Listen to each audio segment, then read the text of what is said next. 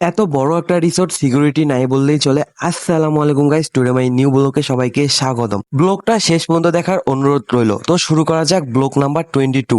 Let's go.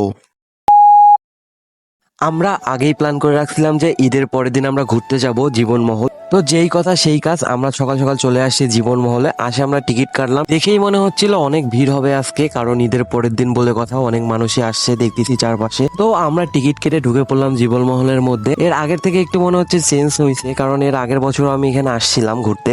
গত বছরের থেকে তুলনামূলকভাবে অনেক কিছুই পরিবর্তন হয়েছে, কিন্তু এখনো সব কাজ শেষ হয়নি। হয়তো শেষ হলে অনেক সুন্দর লাগবে দেখতে। জীবনমহলের সবচেয়ে আকর্ষণীয় জায়গা হচ্ছে ওয়েভ পুল। এইটাতে বিশেষ করে মানুষ সব থেকে বেশি যায়। সত্যি কথা বলতে গাইস, আমরাও এখানে সুইমিং করার জন্যই আসছি। জীবনমহলের মধ্যে একটা পুকুর আছে, পুকুরটা দেখতে অনেক সুন্দর। তো গাইস, আমরা সুইমিং করার জন্য ওয়েভ পুলের টিকিট কাটতে চলে গেলাম।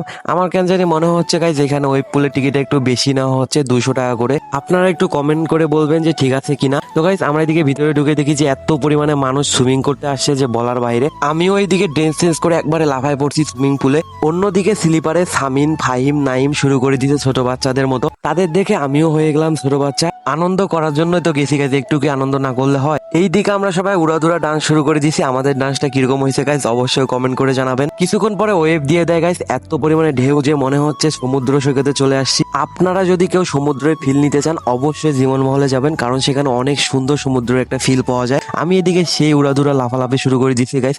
সত্যি কথা বলতে গাইজ, আমরা অনেক অনেক অনেক মজা করছি, কিন্তু শেষে যে এরকম একটা ঘটনা ঘটবে কখনো কল্পনাও করতে পারিনি। আমরা গোসল করে আসে দেখি সামিনের জুতা খুঁজে পাওয়া যাচ্ছে না। এত খোঁজাখুঁজি করছি কিন্তু কোথাও পাই নাই। সেখানকার দায়িত্বে থাকা ম্যানেজারও আসে অনেক খোঁজাখুঁজি করছে কিন্তু খুঁজে পাই। আমার একটা জিনিস খুব খারাপ লাগছে গাইস, এত বড় একটা রিসোর্ট কিন্তু সিকিউরিটি নাই বললেই চলে। তো গাইস, আজকের ভিডিও এই পর্যন্ত। নেক্সট ব্লগে দেখা হচ্ছে গাইস। আল্লাহ হাফেজ।